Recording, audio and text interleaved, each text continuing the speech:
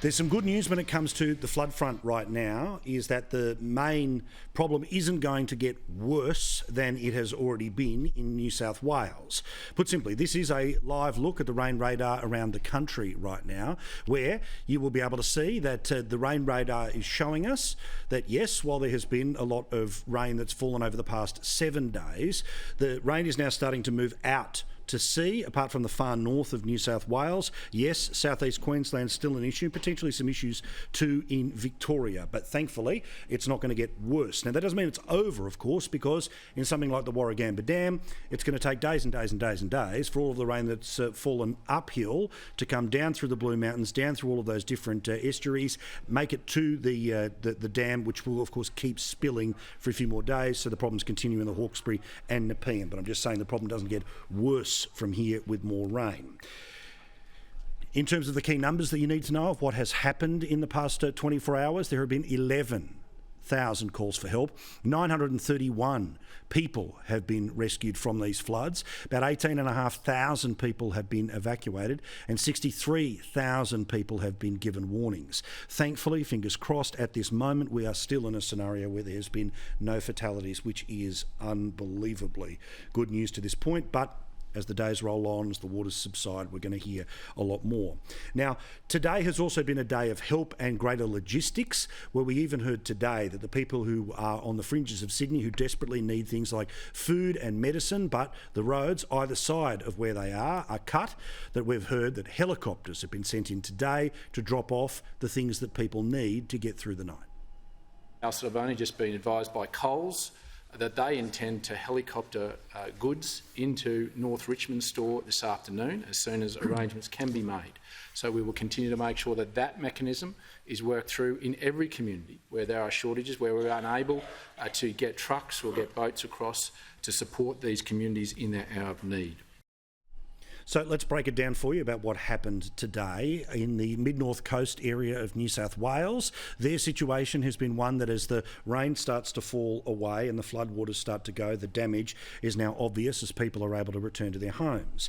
There is, however, still huge queues outside supermarkets, pharmacies, all of those things, and we need to make sure that those people continue to get the help that they need right now. And of course, as soon as sunlight is up, to go up and over the water, thank goodness for the modern technology of things like helicopters. That means people will be able to get supplies sooner rather than later.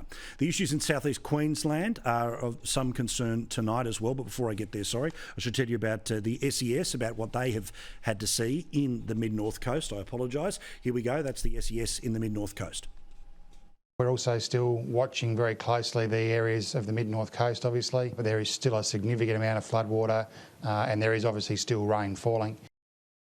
My apologies, a lot of information to get to you. We're going to need the whole 2 hours tonight because, of course, it's not just the flood situation, which is the dominant story in the country right now. So much more politics and other things to get to with that crackerjack panel that we'll get to in a second. On the southeast Queensland, that's the area of some concern now because the rain is continuing to fall. The photos that are coming through to the Courier Mail, the Gold Coast Bulletin and social media tell the story of just how much is there. In fact, literally playing fields at the front of Carrara Stadium, absolutely full of water tonight.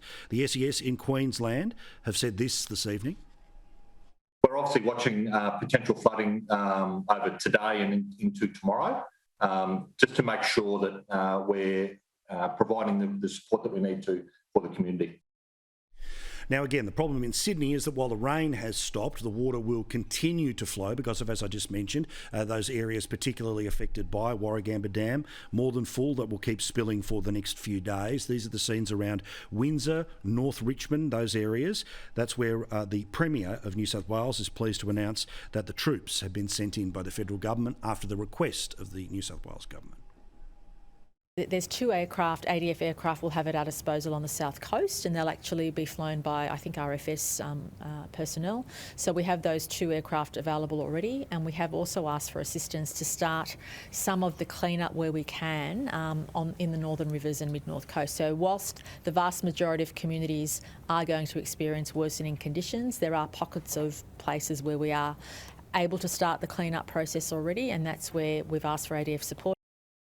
Now, while we'll move to a more normal show in a couple of seconds, I want to hear from everyone who is affected by this, those that are still in the life-threatening conditions on the Gold Coast right now, or those in the mid-north coast, about what you've gone through, those on the fringes of Sydney. You can phone this program all night long. I'd like to hear your stories, and make sure if you need to scream to somebody to get something moving and happening by tomorrow, please call us right now. 1300 30 34 35, 1300 30 34 35. But as I said, today has been a day of action, one of Bronwyn's favourite words, and certainly it has been people helping, not just those that are paid to do it, those who volunteer to do it, those who have just been thrown into the service of trying to help people that they have never met. Here are some of the inspiring stories of a day where Australians are helping their fellow Aussies.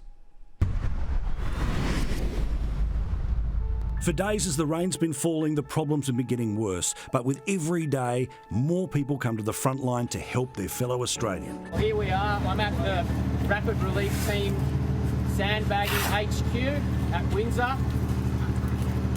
And we're making sandbags for the rising water.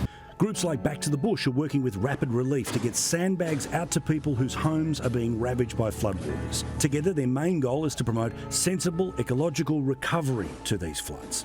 It's very critical that as many sandbags as possible get back out to the community, and that there isn't this false sense of security from the community. Oh, it's receding and the rain stopped. That means the flood's going to recede. It's quite a different case. These volunteers who are helping people they've never met are working tirelessly all day, all night, and they've got a message to everyone watching us right now. And if you've got a ute, come around here and start picking up sandbags and delivering them out to our homes where it's needed. From sandbag drops to clothes drops. And groups like Thread Together are working together with the Australian fashion businesses to pass on unsold clothes directly to the charities that are helping people right now. Right now we've got over 100 volunteers working with us. Earlier this morning we had a group come through our centre readying product to be distributed. We had a team here yesterday of about 25 volunteers helping us to get clothing out to people in need as quickly as possible. They're doing an amazing job. They're taking from companies that, put simply, have too much and giving it to the communities that have too little. These floods have whacked farmers, particularly dairy farmers, and thousands of cows haven't been able to get milked for days. They're going to get sick, unfortunately, if they're not milked in the next few days. Michael Johnson is a state MP. He represents the area just to the north of Newcastle, and his office is trying to do their best to coordinate fodder and feed to go directly to farmers ASAP. We will coordinate that to ensure that emergency services and the government can coordinate this properly to be able to get the feed to where it needs to go as quickly as possible. The ADF are on the ground, and even Coles has used helicopters to get assistance to people who need things like food. I think we should take up the offer as quickly as possible. I think it's fantastic that both at a corporate and an individual, private and community level, that we've got people prepared to put up their hand to help our fellow citizens who are under enormous amounts of stress. And as the rain moves out to sea, the people who are helping today will be here for a long time to come. People have just come to the door offering to help. It's just been amazing. We can't thank them enough. Sorry. Yeah, it's devastating to see our shop just like this, but we'll come back. We will come back from it. Good stuff. Thank you to everyone who's been involved and all of those Paul Murray Live viewers that have reached us out to tell us about efforts like that, and we'll keep telling those stories in the next little while. Can I also give a specific shout out to, partners of us here at Sky News, the Wingman Beer Company, who have decided to, as we told you a couple of days ago, they've got a lot of trucks that would normally be moving around beer, but that can move around furniture, stock, all sorts of other things. And they have been in the field for the past couple of days and even popped up on the news over on Channel 7. And the crisis in the Hawkesbury is bringing out the best in people. We spotted this beer truck driver heading in through the floodwaters. He dropped off his load, emptied the truck, and has offered help to residents of Pitt Town on the Hawkesbury, taking their valuables to higher ground if they need to evacuate. Nice work. What a good bloke. I love this country. Even when it breaks your heart, we find a way to quickly fill it up, don't we? Thank you to everyone who is helping out. Strangers, family members, their mates next door. It's a special place and it's worth celebrating, even in terrible times like this.